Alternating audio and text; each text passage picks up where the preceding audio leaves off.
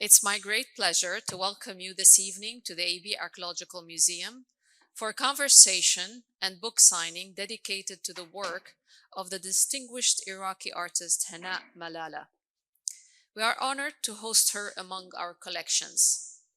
I would like also to extend our sincere thanks to Professor Bilal Orfali, Director of the Sheikh Zayed bin Sultan Al Nahyan Chair for Arabic and Islamic Studies, for initiating this collaboration, and to Saleem al-Bahloly, who contextualizes Malallah's writing both within the scope of her artistic practice and the broader history of modern art in Iraq. Al-Bahloly is an assistant professor in the Department of Fine Arts and Art History at the American University of Beirut, where he researches and teaches the history of art in the Middle East over the 19th and 20th centuries. After leaving Iraq in 2006, Hanaa Malallah held residencies and academic posts at the Institut du Monde Arabe in Paris, SOAS and Chelsea College of Art, London, and the Royal University for Women, Bahrain. Her work is widely exhibited and collected internationally, including by the Metropolitan Museum of Art. Malallah's work engages profoundly with the themes of erasure, loss, and resilience, reflecting the devastation, looting, and systemic destruction that have affected Iraq's cultural heritage over the recent decades. Through her meticulous use of burned, torn, and reassembled materials, she transforms traces of destruction into new forms of expression. Her practice reminds us that heritage survives not only through objects, but through the creative act of reimagining what has been damaged or displaced. Hosting this conversation at the museum is therefore especially meaningful. It allows us to reflect on the urgent need to safeguard cultural heritage and on the essential role artists play in resisting erasure by turning fragments into testimony of remembrance. We are delighted to welcome Hanaa Malallah as we prepare for her first exhibit in the Arab world in May, inshallah, at our museum. Thank you.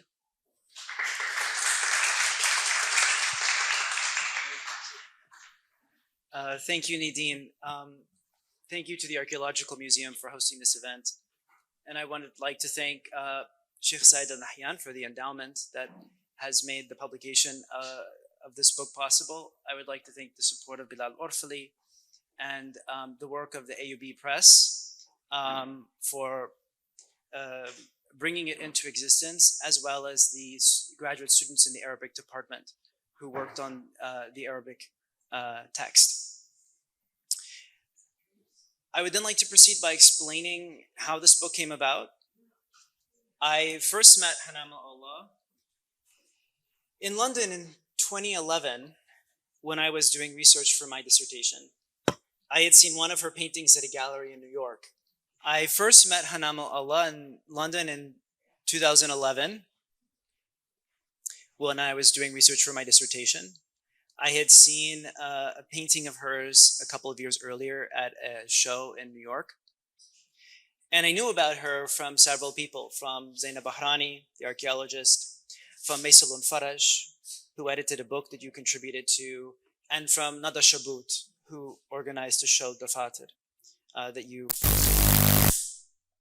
But in 2011, when I met Hanaa, I wanted to ask her about another painter I was researching named Kadam Haidar. It turned out that Hanaa had in fact written about Kadam Haidar in her own dissertation at the University of Baghdad, a theoretical work on the logic of painting. And I have to admit my prejudice. I was stunned then to learn that someone in Iraq had been reading Wittgenstein and Ernest Cassirer just as I had been in Berkeley, California. And so I borrowed her dissertation. I lugged this thick thesis that she had finished in 2004. In the midst of the American invasion, I lugged it across London. I photocopied it, and I carried it around with me for years with the intention of reading it. But then for almost a decade, I had no contact with Hanaa. But we met for a second time in 2020 during the pandemic. She had contacted me about translating into English several letters she had exchanged with her teacher, the artist Shakr Hassan al-Saeed, during the 1990s. For a period of months, we met once a week with Hania Zawane over Zoom to read the letters together and to work on the translations. Hanaa was in Bahrain, Hania was in Jordan, and I was in California. The letters were published in a small volume called This Green Is Not Green, and we have 2 volumes here for anyone who would like to take it home. It's a gift.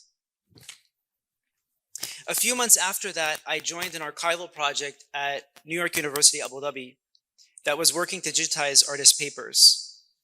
I arranged, working with Hanaa on This Green Is Not Green, I came to realize how rich the intellectual life of Iraq was in the 1990s. So when I joined this project in Abu Dhabi, I arranged for the digital acquisition of Hanaa's archive. And she traveled to Abu Dhabi for a residency at NYU Abu Dhabi. The residency gave her the opportunity to make a trip to Baghdad and to bring material that had been in her studio for a decade and a half to Abu Dhabi for digitization. And among the material she brought from Baghdad were dozens of newspaper clippings of writings she had published in the newspaper during the 1990s in the newspaper al-Jumhuriyya, the Iraqi newspaper al-Jumhuriyya, and al-Quds al-Arabi in London. Now, it is rare for artists anywhere to write, and it is rare still for them to write art theory in Arabic. Without even reading the articles, I knew that they should be assembled into a book. Around that time, I met Bilal Orfali, and he was very enthusiastic about publishing the articles in the Sheikh Zayed series for Arabic and Islamic studies. But he told me I would have to write an introduction. So I set about reading the articles. I found that the articles chart the evolution of Malallah's practice over the 1990s as she responded to the conditions of isolation in Iraq. Following the Gulf War in 1991, the international community had imposed sanctions on Iraq. Life became very difficult. It wasn't easy to travel. Museums were closed. Malallah responded to these conditions of isolation in 2 ways. One was by turning to the history and theory available to her in books, in translations. And secondly, by turning to the environment as an object of artistic work and as a source for artistic material. This turn to the environment was a turn from the museum. This turn to the environment was a turn from the museum to the environment, a turn to the environment as an almost museological space. Before the Gulf War in the 1980s, Hanaa had spent a lot of time in the Iraq Museum exploring the temporal construction of the artifact, largely through drawing.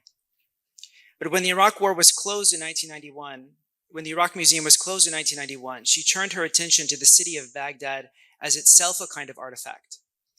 And gradually over the 1990s, her exploration of the artifact became more abstract and came to focus on semiotics more generally. And so in the articles, we find 3 major themes. One is the time of the archaeological artifact, which belongs simultaneously to the past and to the present, and whose temporality is fundamentally open. The second theme is an attention to the environment, al-Muhit, as a field of traces that have a temporal structure similar to that of the artifact. And the third major theme we find is a concept of the sign drawn from the archaeology of ancient Mesopotamia that connects aesthetic form to epistemological function.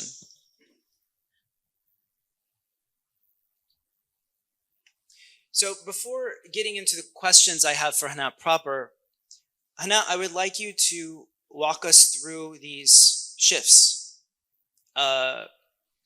in your practice from the artifact in the museum to Baghdad as an artifact, and then to a kind of abstracted logic of the sign in painting. So if we begin by taking as an example this painting, 2 worshippers, al-Mut'abbadan. Can you walk us through the construction of this work? Your process, yeah. Sorry.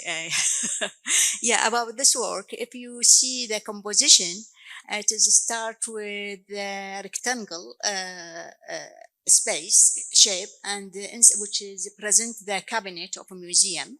And inside this cabinet of a museum, this work, it is conducted in 1989. It just I graduated from, I got my bachelor in specific in painting, in oil painting.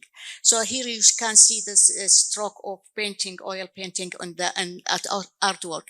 But specifically this, in that time, I had many regular visits to the Archaeological Museum of Baghdad. In this work now, I realize it is this to displace the artifacts from archaeological site to get it to the cabinet of the museum. It is some violent there. So you look here, it is the stroke and the red become out of the cabinet. It is like present the violent an archaeological site displacement, which is after that when I moved from Iraq to, and I had this, I have now this regular visit to British Museum. This is double displacement, the artifact. So it is not just from archaeological site to the museum and to be, and then double to lose the country as well. But for this piece to displace the artifacts from archaeological site, it is like to put them as a taxidermy thing. Yeah, it is.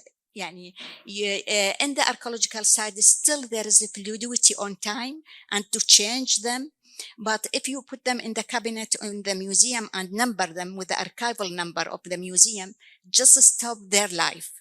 So this is the Muta'abbidan here. It is like worshipper, which is I did a lot of drawing of these two figures, and there's a layer of religion here. It is not pagan.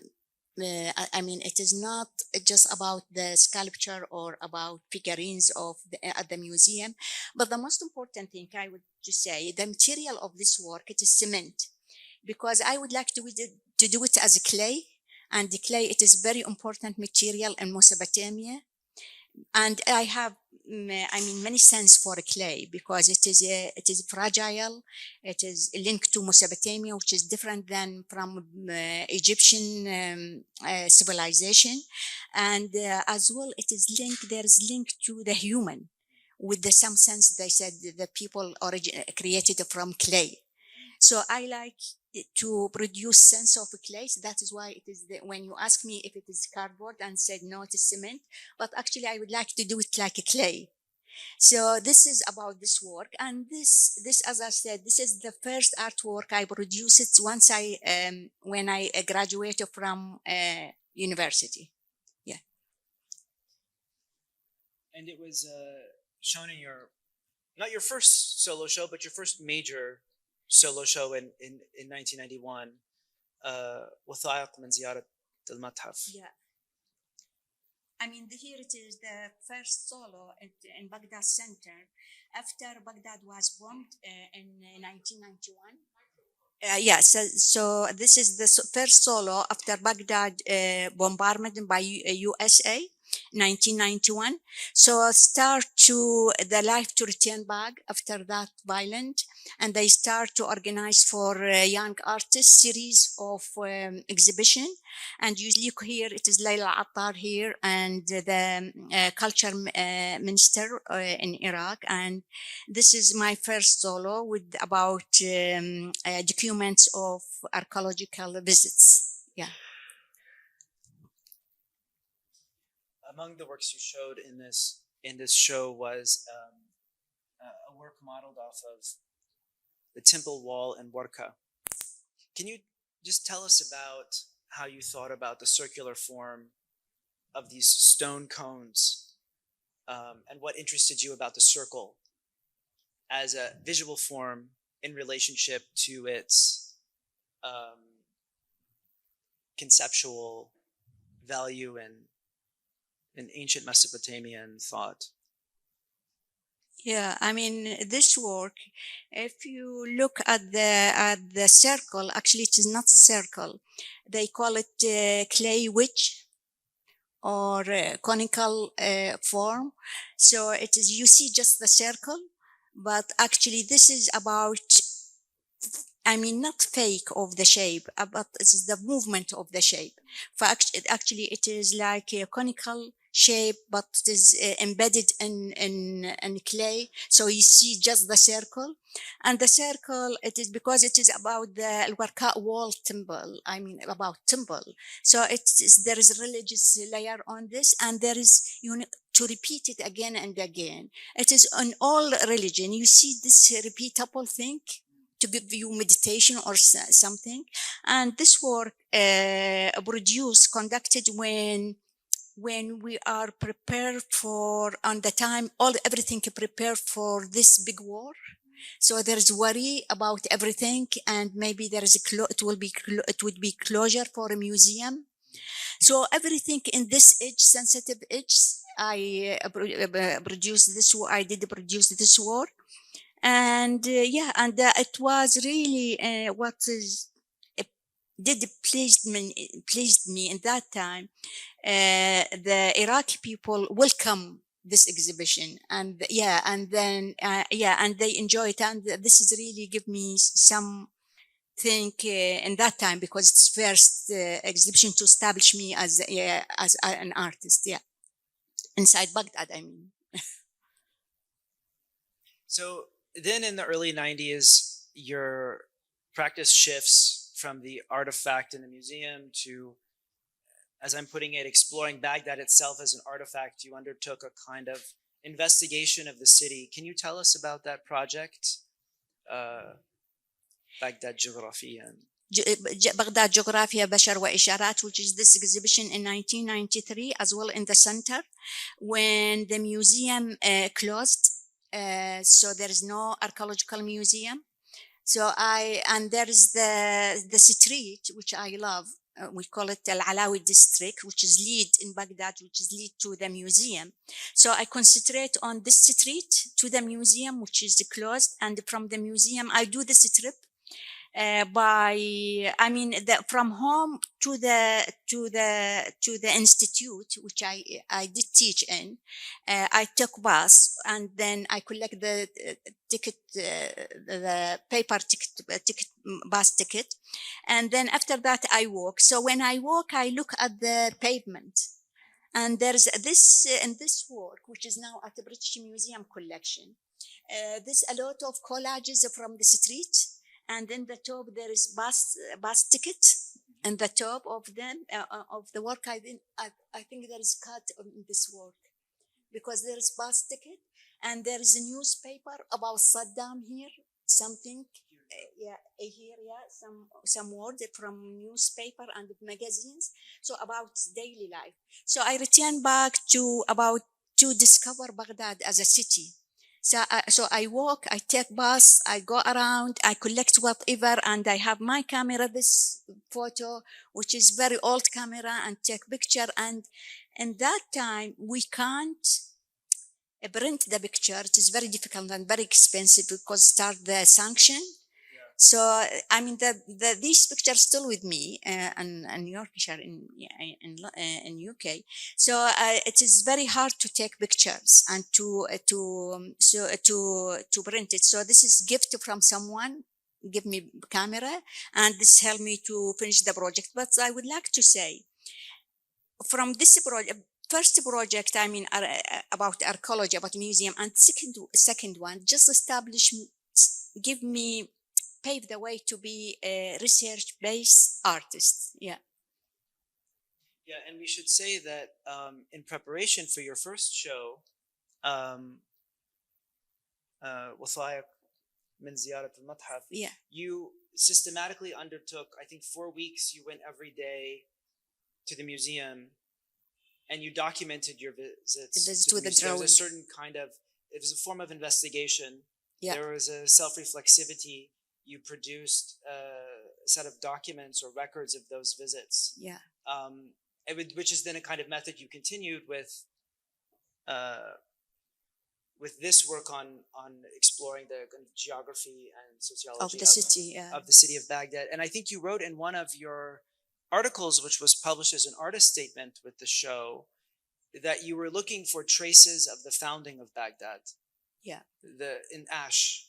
You were kind of almost looking for the ash that was left by this ring of fire that was created by Mansour, right?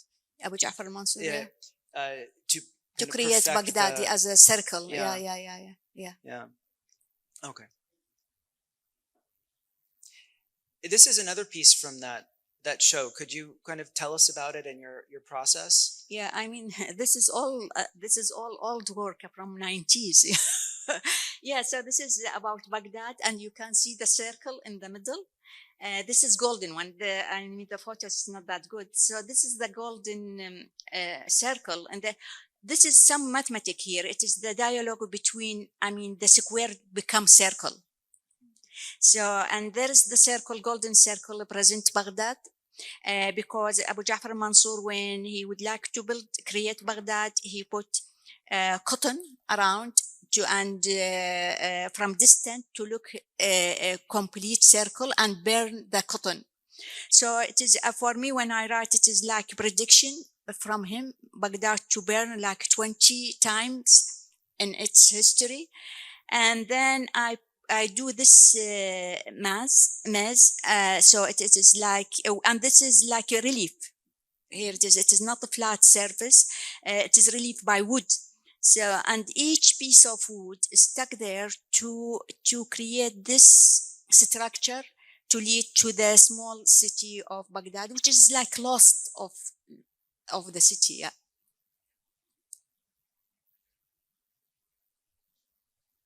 And then the next shift is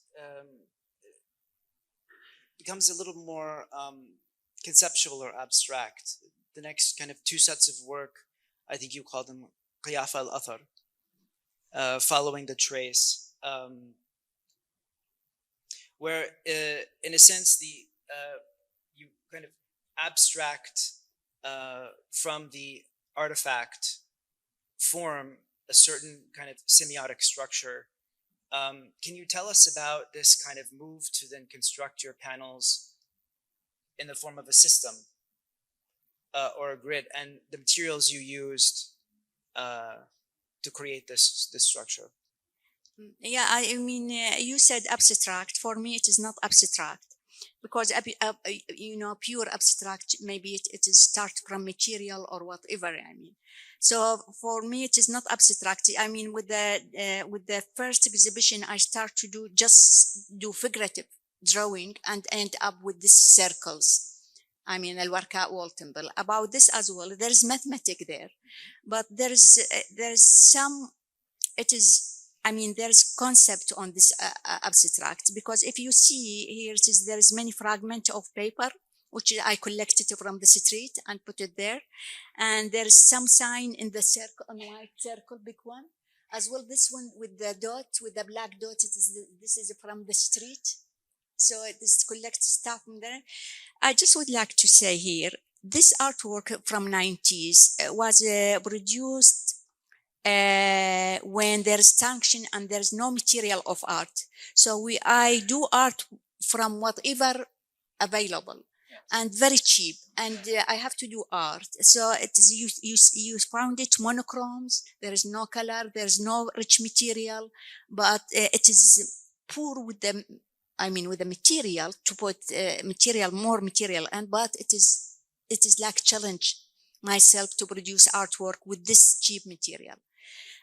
But there's this artwork paved the way to my MA semiotic, about semiotic. Yeah.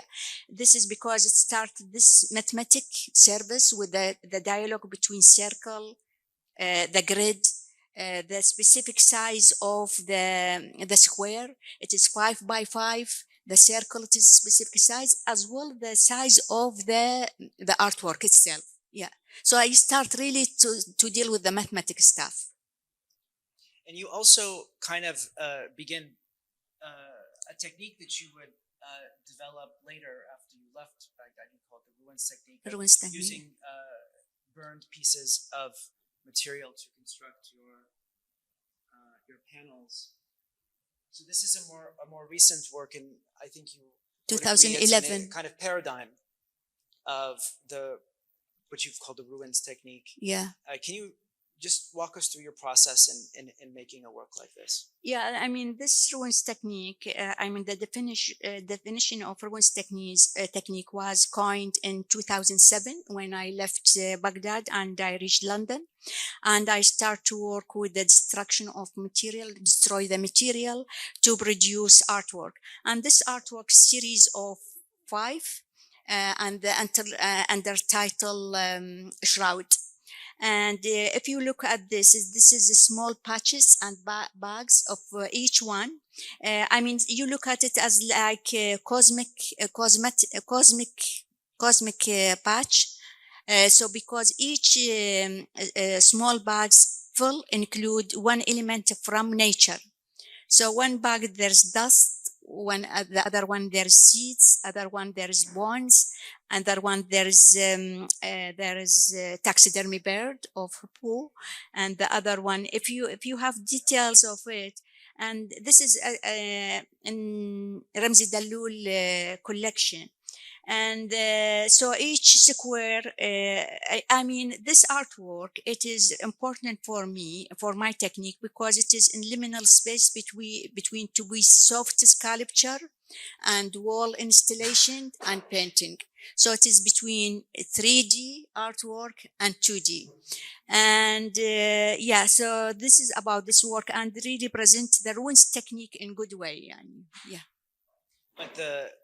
But the method of using found materials and burning them really kind of originates from here, the mid-90s. Yeah, it is. Yeah, it is. But this is not found. It is. This is calico, thin canvases. I burn it, but the other stuff, which is including this small bags, which is I piece them together randomly. It is full with the things found objects, and it is it is about the title Shroud. It is like a circle of death and birth.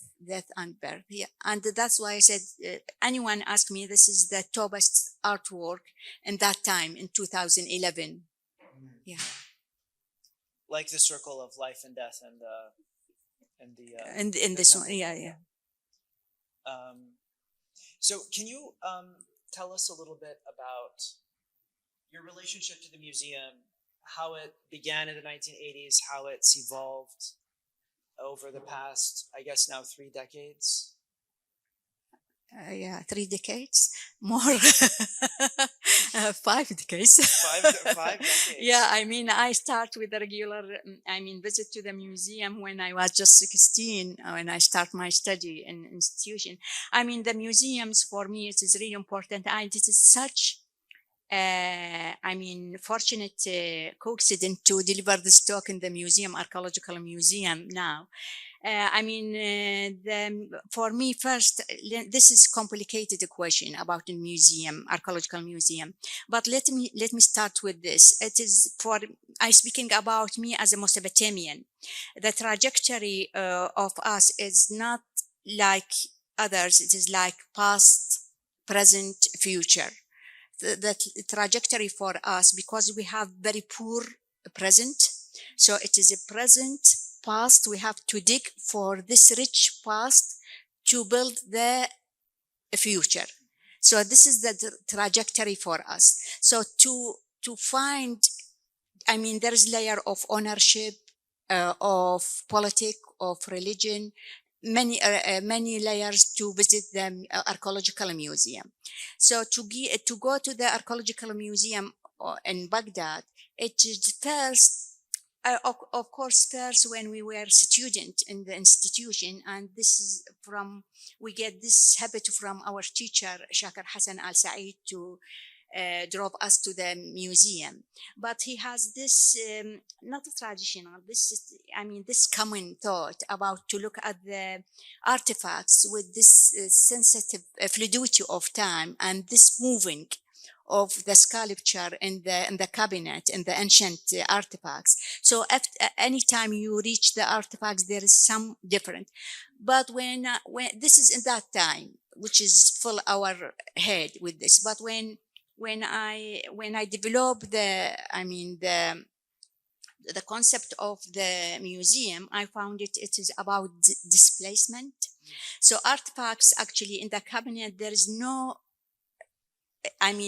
movement in its aesthetic, because it's out of the time of the art of the site in the cabinet. But still there is to think about identity, to look at our heritage.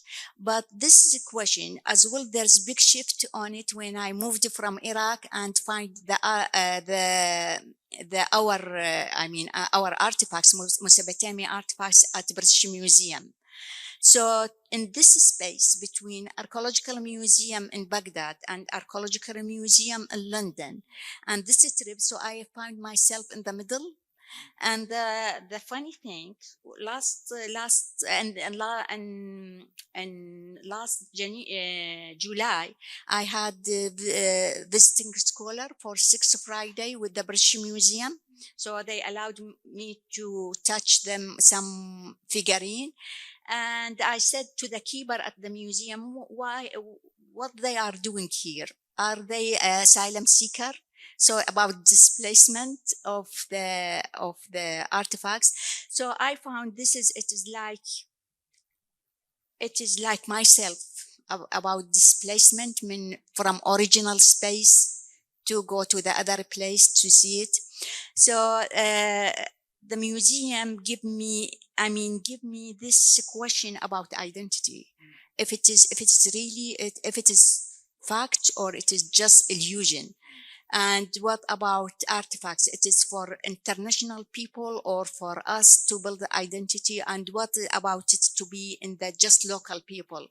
Even with the local people, with the archaeological museum as well, there's the displacement from the site. That is why, Saleem, I would like to say, in the project, collective project, we concentrate on the archaeological site, not in the museum. We'll come to it. Yeah. So after you graduated from the Institute of Fine Arts, and we should say that Hanaa first studied at the Institute of Fine Arts, a kind of secondary school for students specializing in art. You graduated in 1979, and then after working for a few years, you went to study painting, oil painting at the University of Baghdad. But after you graduated from the Institute of Fine Arts, and before you started studying painting, you worked at Dar al-Atfal as an illustrator for children's books and for 2 children's magazines. You won awards for your illustrations. So drawing has been a core part of your work as an artist from the beginning. And after that work is in children's illustration, you were hired by the newspaper Al-Jumhuriyya in 1983 to produce illustrations for a literary column. And at the same time, you were going to the Iraq Museum to draw objects when the museum was closed. And you would sometimes draw from a book Sumar by André Perrault. And you continue drawing, and when you published the articles that are assembled in this book, you included with the articles your drawings. So I wondered if you could just reflect with us on the role of drawing in your practice as an artist.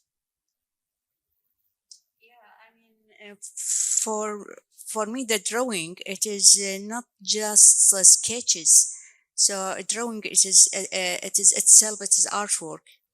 But it is give option because this, flexible material, as whatever it is, pencil or charcoal or either ink, even ink, it is give flexibility to work with it, and it is quick to follow your thought in the paper, in the air of paper. It is not complicated, and it is in the stand for me as artwork. It is not sketches. So I keep drawing because it is give me, because it's quick and I can follow my thought in the paper with the drawing. That's why I have a lot of drawing, and yeah, and that time, yeah. But I just I work as a comics artist and a graphic novel as well, and then illustrator in the newspaper. When I was a student, when I study and work to supply myself with the material of art and to buy books. So this is the reason, and from that time I have this belief: if I be independent as financially, I will get freedom, and there is no one can control me, either my family or art controllers or whatever. So that is why I found this job. I get salary job from when I was just 16, age 16, yeah. Working in illustration As a comics artist first. as a yeah. comics artist. Yeah. So there are objects that you return to again and again in drawing them. Can you tell us about some of the objects that you return to over and again and again, over and over, such as these figurines and Yeah. This figurine, which is, this small figurine, it is from Ur, 7,000. And for me, it has haunted me. There's one at Archaeological Museum in Iraq, and I found one at the British Museum. This is why I asked for a visiting scholar for 6 Fridays, just to be with this figurine. This figurine, it is, as I said, it's very fragile, and women, and from Ur, my birthplace Ur, and was buried for thousands of years, and then unearthed. So it is like to be buried dead, and then just excavated by Willie, and now at the British Museum. So like there's journey of her. And I found it is something in this figurine. It is not just a lump of clay. There's something there. And I think there is some power of life inside her. That is why I am writing article. I call it reciprocal gaze. So it is not I just look at her, but it looks at me. So I create many artwork, and as I said to you, when I was in this scholar, the uncle, he came, and I said, "Can I touch her?" He said, "Don't touch her. She will speak." Okay. She will speak. Yeah. So, and when he said that, I start to write and create this AI artwork. Yeah. We can go to it now, maybe. Yes, better. Yeah. So, because it is about Ur, and this is about Ur. Yeah.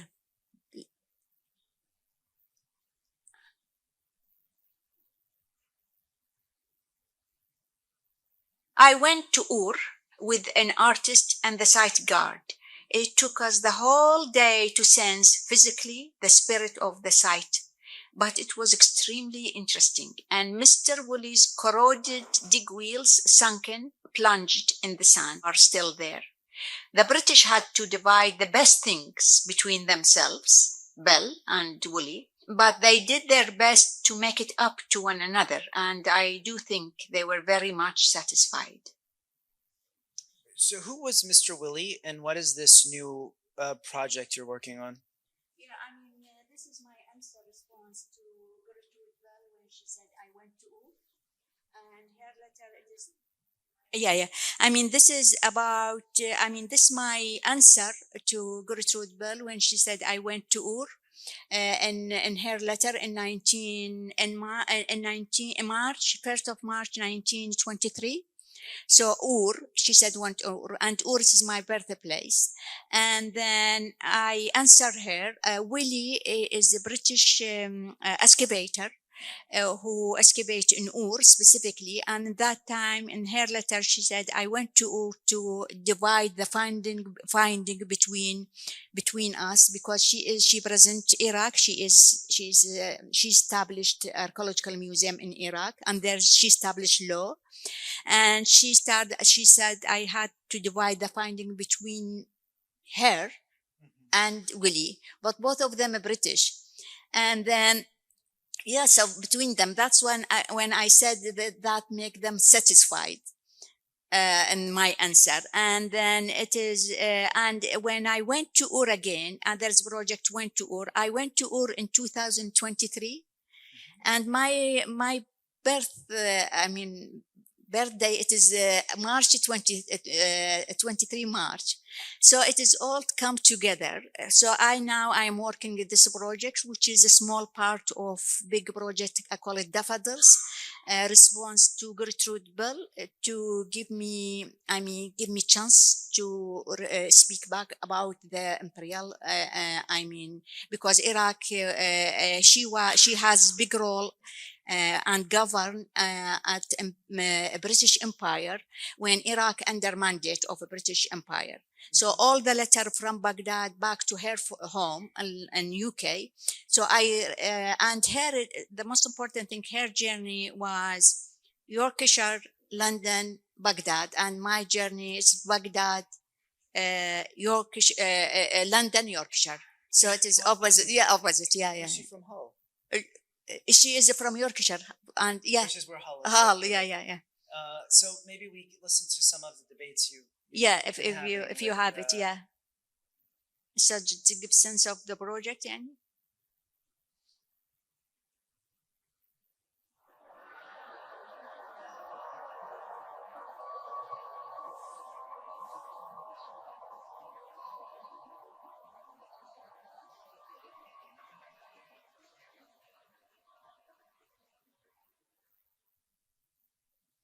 I don't know what I should do without your weekly letters. They are the only link I have with the outer world.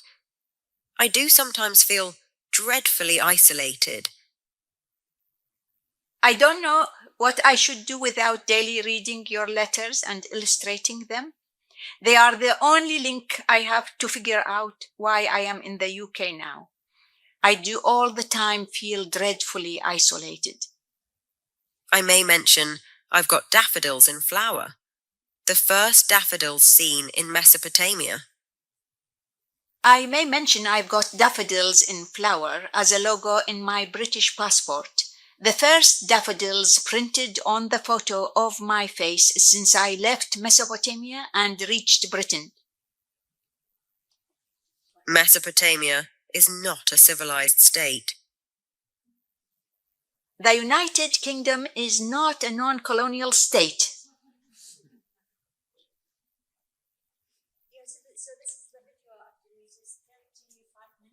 Yeah, the video, this 35 minutes with the 55 extract from Gertrude Bell and my response, paraphrasing her extract, and illustrate this, visualize all my answer.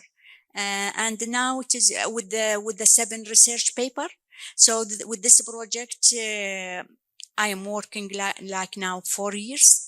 And we are 4 researcher for research paper. 7 research paper. So it is there is research investigation on her letters, and there is visual artwork. Yeah, very good. And we should add that this work will be presented at the Ashmolean Museum in Oxford in the summer of July 2027. Yes, this will be exhibited in Ashmolean, and Ashmolean, because I'm lucky to this project accepted by Ashmolean Museum, because it is the museum, it's form of material of the project, because Gertrude Bell and Lawrence of Arabia and Hogarth, all of them from Oxford, from Ashmolean Museum. So it is all this, and there is in the Ashmolean Museum artifacts and letters of her and photos, of Gertrude Bell. So one last question, and then we can open it up to any questions here. Looking back, what would you say is the role of writing in your practice as an artist? I mean, the writing, I don't find, I mean, first of all, I would like to say all the writing in the book, it is just paved the way to be, I mean, a research-based artist. But I don't find now the writing, there's, I mean, separation between writing and visual artwork of mine. It is both one. So it is not 2 pages. It is just 1 page with a 2 service, any effect on one. So any transformation in the research tools, it is really affect the tool of my visual work. That is why when you see it is now that this work of, I mean, these 2 videos, it is overlapping between or interplay between research and visual work. So this is the point which I reach now. Beautiful. Yeah. Beautiful. Thank you. Thanks.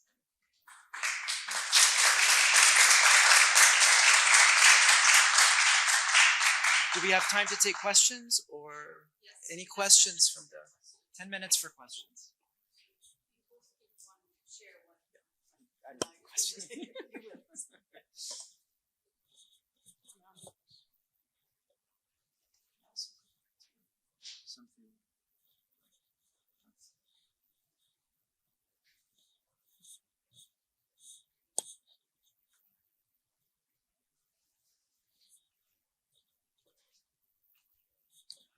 مساء الخير. Could you please tell us a bit about your readership in the 90s in Baghdad when you were writing these essays in the newspaper? Tell us something about the art community. Were there other people writing back? Was there a conversation happening on the pages of newspapers? Can you give us a sense of Baghdad in the 90s? I mean, this all articles published in Baghdad and in Arabic, and in that time we were isolated. So the reader just Iraqi people, and some of them published in Al-Quds Al-Arabi in London. But this circle of, I mean, very small circle of people, Iraqi people, to read it. And but I have, because I work as a comics artist and illustrator, I have this really good relationship. I built network with the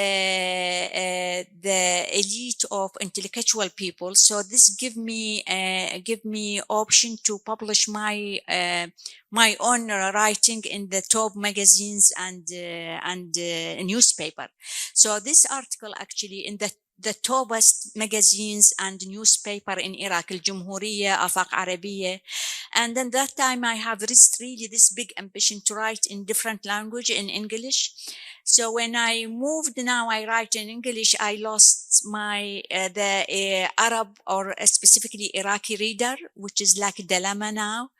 So, which is like our situation all the time about Middle Eastern people to be inside their country or out. So, but this actually, this is rich environment in Baghdad in that time, but we were isolated. We can't, I mean, nobody knows about this articles, and these articles, I mean, miraculously had survived in Baghdad in my studio and transferred to London, and from London to Mawrid when Saleem discovered them.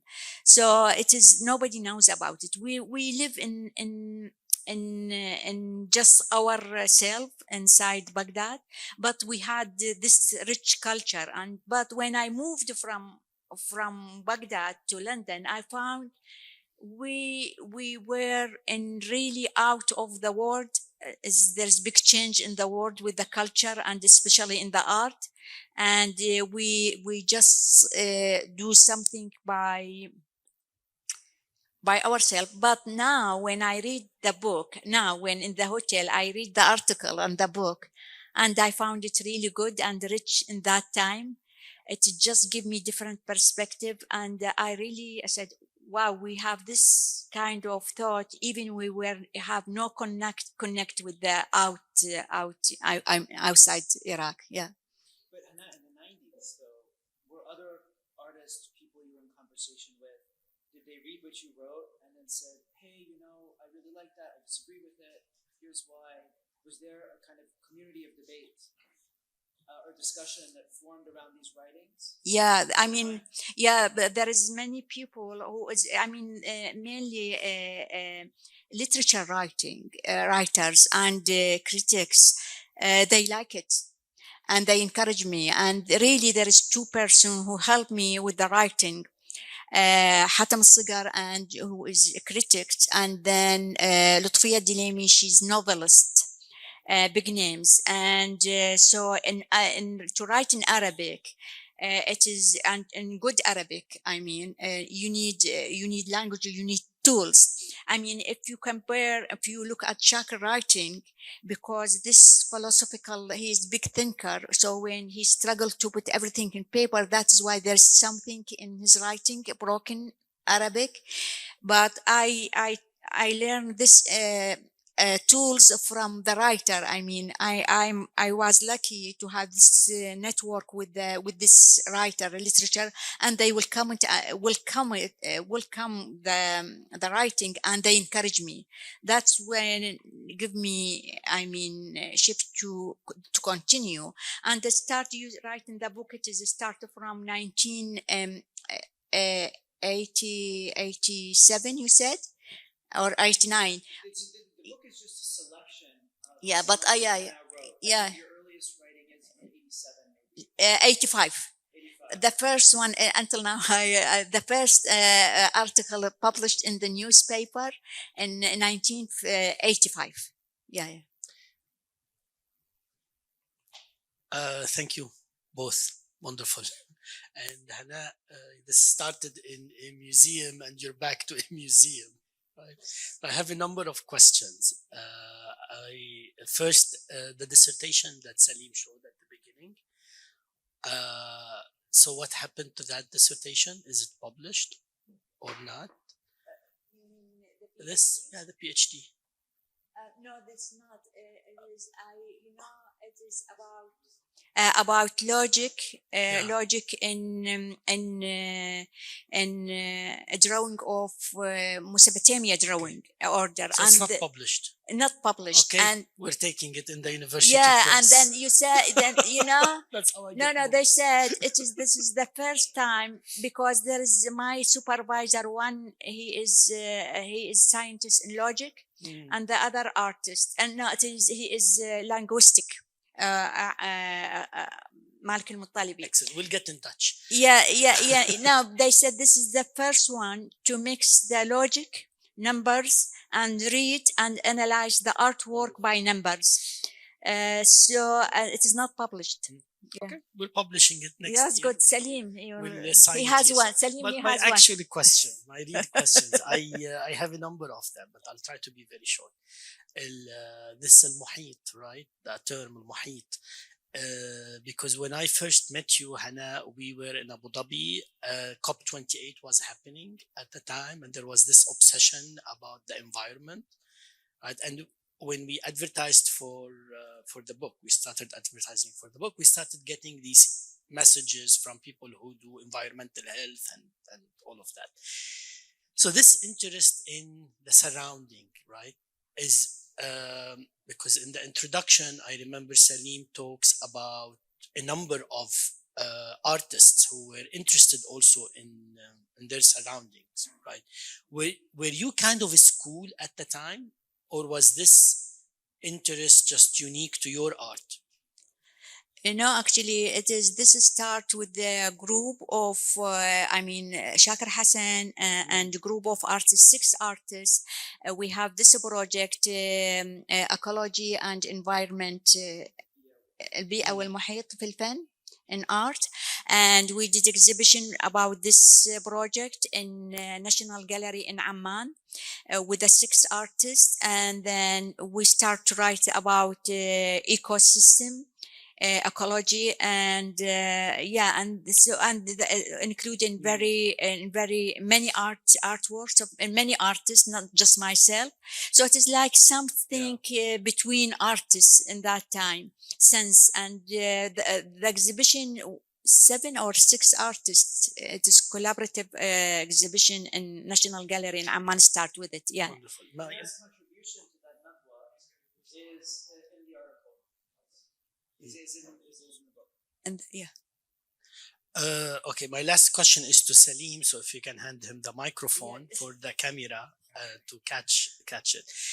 So usually we people who, I'm a literature person, of course, and those of us who do literature, we often struggle translating terms from English to Arabic. How do we translate, I don't know, deconstruction and structuralism, post-structuralism, all of the terms, right? And this time we have a jargon, we have terms in Arabic that are unique to Arabic, theoretical terms, like we were talking about when we were working, you mentioned something about al-kam, al-ba'd al-wahid of Shakir, etc. So my question to Saleem, who wrote the introduction in English, right? He was translating these from Arabic to English this time, right? How was your experience with this, right? This theory, usually theory comes from English to Arabic. This time it's coming from Arabic to English. How was your experience with this? And also, what is the importance of coming up with these terms in Arabic and publishing such works in Arabic? Because we now have a new series in the university press dedicated to art, right? What is your aspiration also to the series in the future as an editor, one of the editors also of the series? It's a number of questions.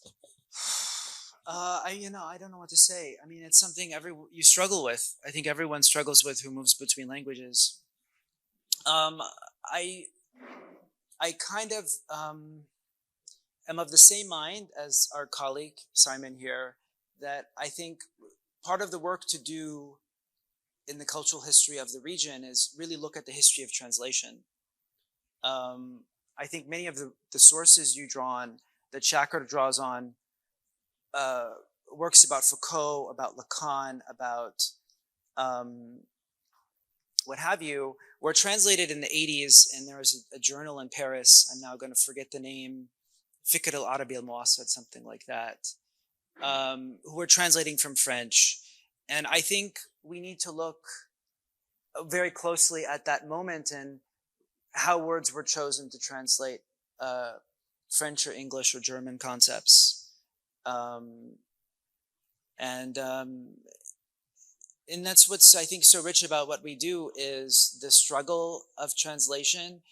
It enables us to think much more richly, much more intensely, broader. Shakir Hassan al-Said, who formulated this concept of Ba'd al-Wahid, art historians are still trying to wrap their head around it 30, 40 years on. And I mean, that's what's wonderful about it. That's the pleasure, I guess. So it's just a struggle, yeah. For the series, I think so. The series is open. So if my other editors, I'd like to recognize Walid Sadiq, professor in the Department of Fine Arts and Art History, and Kirsten Scheid, a professor in Sociology, Anthropology, and Media Studies. We are open for submissions. We're interested in documents. We're interested in monographs. We're interested in anything that kind of moves the conversation forward. So take this as an open call. Thank you for your questions, Bilal. Thank you, Nadine, again for hosting us. Thank you, Hanaa, for being here. Thank you all for your presence. And there's a reception. I have a last question. Last question. Now that he opened the Pandora's box about linguistic, I was very curious about the choice of the word Muhit. Because, I mean, is this typical in Europe? But now I find out that it was the title of a collective exhibition back in Amman, right? Yeah.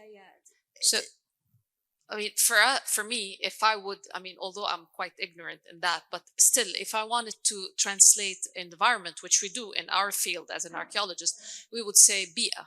البيئة والمحيط, yeah, البيئة والمحيط, ecology and environment in Iraqi art. This is the correct, I mean, for the title of the full title, you mean? The full title. So البيئة والمحيط في الفن العراقي. So it is ecology and environment in Iraqi art. This is the title of the exhibition and the group. Okay. Yeah, So yeah. 2 words. Two to words. Express Yeah, 2 which, words. which Yeah. makes sense actually. Yeah, it is. Thank you. But it's been But bugging me now it since I is, saw the yeah, title. but now it is, they make it Yes. ecosystem, Yeah. which is both of word in one. Yeah. Yeah. Thank you. I would just want to say that Hanaa actually does distinguish in one of her essays between al-Muhit and bi'a and ecologia. It's in a text. It's one of the juz al-awwal. There's a kind of yeah. I can point you to it, but she does actually very thoughtfully distinguish the kind of conceptual grammar of Muhit, bi'a, and ecologia in a very clear way, I should say. Yeah. Yeah.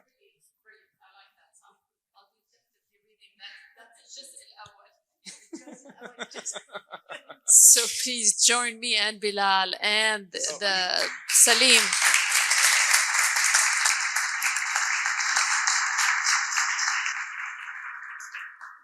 For a very nice festive buffet at the museum and our open house at the boutique. Thank you.